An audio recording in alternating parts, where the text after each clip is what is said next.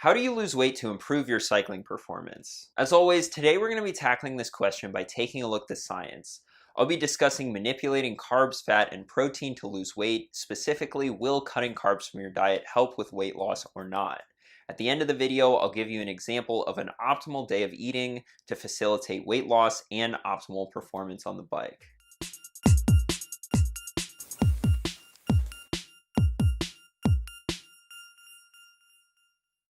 Welcome back to another video. My name's Dylan and I'm a cycling coach at CTS.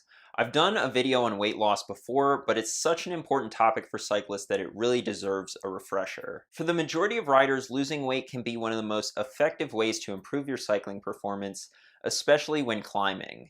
If you're not familiar with power to weight ratio, basically it's a way of measuring how strong a climber you are, and it's expressed in watts per kilogram. To display just how powerful losing excess body weight can be, let's take a look at an example. Let's say we have a 70 kilogram rider who can do 300 watts for 20 minutes, so that's 4.28 watts per kilogram. Now let's say we have a 65 kilogram rider riding right next to the first rider. The lighter rider would only have to produce 279 watts to keep up on a climb. Those who ride with a power meter know that an extra 21 watts on your 20-minute power could take months of training to achieve. Now, losing 5 kilograms of body weight is no easy task either, especially if you're already relatively lean, and oftentimes losing weight comes with a loss of power, but it's usually not enough to negatively affect power to weight ratio. In fact, most of the time, not too surprisingly, losing weight will increase your power to weight ratio unless you're starting to get really lean. If you're even a recreational cyclist, you probably already understand this. Less body weight means that you can go faster uphill, but let's go ahead and get into the meat of this video because as many of us have come to learn, losing weight is a lot easier said than done. So what is the best way to go about doing it? Dude, what are you, like 17 or something? I'm pretty sure you could eat nothing but Wendy's triple baconators and still look like that. I mean, that's pretty much what I eat and, well, look at me. Right, I get it. As a strapping young man, my metabolism is traveling at the speed of light and I should just wait until I turn 40 and then see what happens. Everything that I'm about to say in this video is based off what the science has to say and not personal anecdotes. But if you're a regular viewer of this channel, you already knew that. Let's start things off by addressing why diets don't work. Most diets work in the short term by somehow getting you to restrict calories, which is necessary for weight loss. The problem is that counting calories and reducing how much you're eating without addressing what you're eating will lead to hunger, and living in a state of constant hunger is simply unsustainable.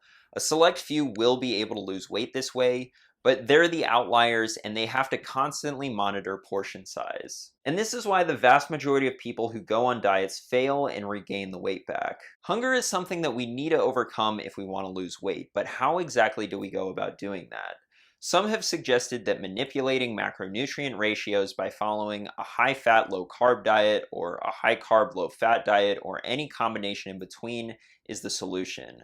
Let's see what the science has to say. This study comparing diets with different compositions of fat, protein, and carbohydrates took 811 overweight adults and put them onto 4 different diets with a range of different macronutrient ratios. What they found was that reduced calorie diets result in clinically meaningful weight loss regardless of which macronutrients they emphasize. So basically, it didn't matter whether carbs, protein, or fat was restricted, at least when it came to weight loss. However, this study didn't come to the same conclusion, finding that fat restriction led to more body fat loss than carb restriction, even when calories were equal. So what's the difference with this study? Why are they showing more fat loss with fat restriction when the other study showed no difference? It's because this study actually looked at changes in body fat, while the other study only looked at changes in body weight. If you're just looking at the scale, the low-carb diet did result in more weight loss, but not more fat loss. The reason? Low-carb diets result in greater lean mass loss, mainly through the loss of water weight. Glycogen is your body's stored carbohydrates, and glycogen contains water. When you deplete your glycogen stores by following a low-carb diet, that water goes with it. The difference between having full and depleted glycogen stores could be 4 pounds or more. So when low-carbers step on the scale and see this, it's hard not to get excited. But this isn't the kind of weight that you want to be losing. In fact, low-carb diets may have a negative impact on body composition even when done with regular exercise. This study on the effect of the ketogenic diet on body composition during resistance training had subjects complete an 8-week resistance training program on a ketogenic and non-ketogenic diet.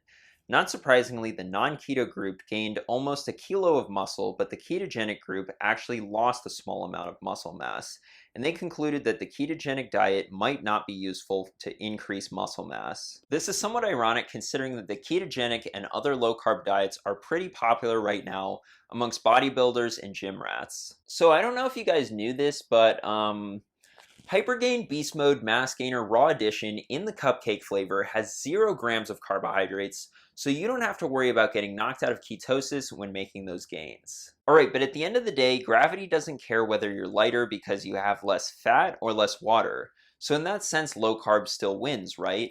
Well, not exactly, because remember, our ultimate goal is to actually ride faster, and following a low-carb diet certainly won't help with that. This review on carbohydrate dependence in endurance athletes concluded that despite renewed popular interest in high-fat, low-carb diets for endurance sports, fat-rich diets do not spare carbohydrates or improve training capacity and performance, but instead directly impair rates of muscle glycogenolysis and energy flux. From this review on periodized nutrition for athletes, the ketogenic diet has received considerable attention in the popular press, and many claims have been made recently. However, it is important to realize that to date, not a single study has demonstrated performance benefits of a ketogenic diet. And the evidence that carbs improve performance is overwhelming. This 2011 meta-analysis that looked at 88 randomized crossover studies on carbohydrate consumption and endurance performance came to the conclusion that carbohydrates show a large benefit to performance. Basically, low carb is not the method that you should choose to lose weight or increase your cycling performance. Some have suggested adopting a low-carb diet in the off-season and then reintroducing carbs once the season starts, but remember that most of the weight that you lose on a low-carb diet is water weight, and once you reintroduce carbs again, you'll gain that water back. So right now you may be thinking, well, if low-carb isn't the answer, then surely low-fat is. I can eat all the white bread and Coca-Cola I want as long as I keep the amount of fat I'm eating to a minimum. No. That's not what I'm advocating for here either. And in fact, at least when it comes to weight loss, it may be beneficial to forget about macronutrients entirely and even forget about calorie counting. Yes, that's right, no calorie counting. If you're counting calories, that means that you're gonna be hungry, and as we've already established, that isn't sustainable.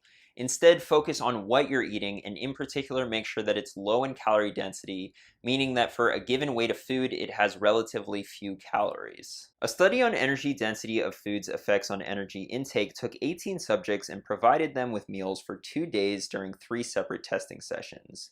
In these 3 sessions, subjects consumed either low, medium, or high energy density or calorie density meals. The results showed that significantly more calories were consumed for the higher energy density conditions, even though the amount of food by weight was relatively similar. Calories consumed were around 1,800 calories for the high energy density group and below 1,400 calories for the low. The study concluded that energy density influenced energy intake independent of macronutrient composition, and that subjects reported no difference in feelings of hunger or fullness. Carbs, protein, fat, that wasn't as important as the overall calorie density of the diet, and these results have been shown over the long term as well. A study on energy density's effects on weight change over 6 years took 186 subjects and measured the energy density of their diet.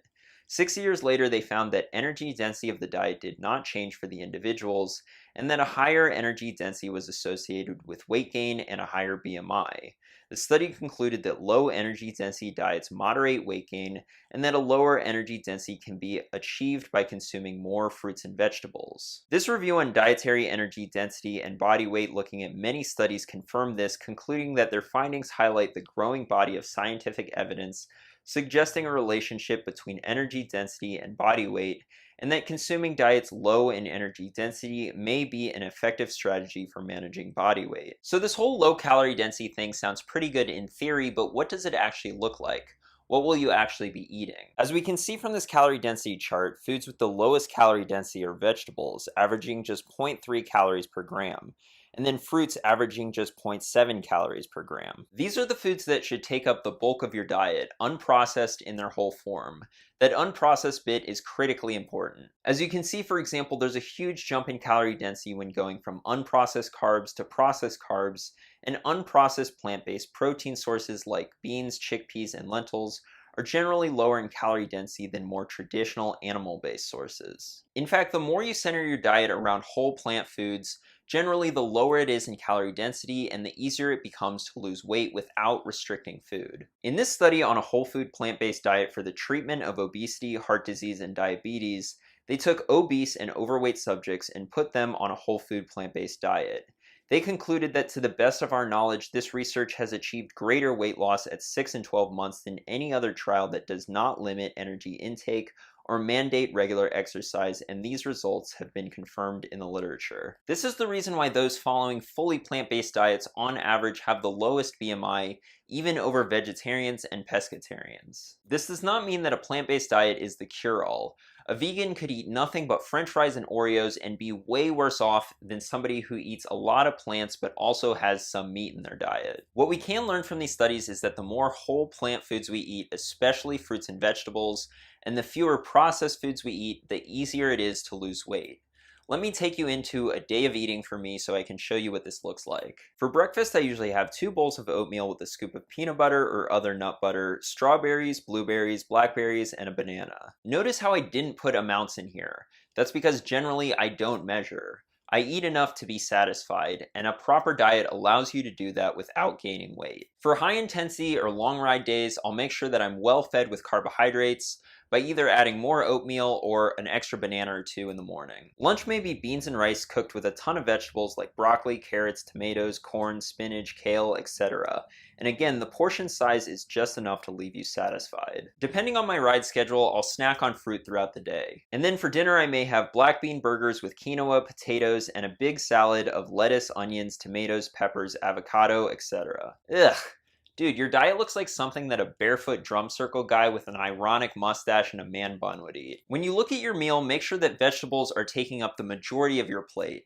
The exception to this would be right before a race or a very hard workout, because digestion may become an issue with such a fibrous meal in your stomach. The go-to on these days should be more simple, easy to digest carbohydrates, and if you want to see what your pre, during, and post-workout meals should look like, I made a whole video about it that I linked down in the description. The takeaway from this video is that other than fueling yourself properly with carbohydrates around your workouts, stop fixating on macronutrient ratios and calorie counting, and instead make sure that what you're eating is high quality in its whole form and mostly comes from plants, in particular fruits and vegetables. Thanks for watching, and if you found this information helpful, be sure to subscribe, like, and share it with your cycling friends. I'll see you in the next one.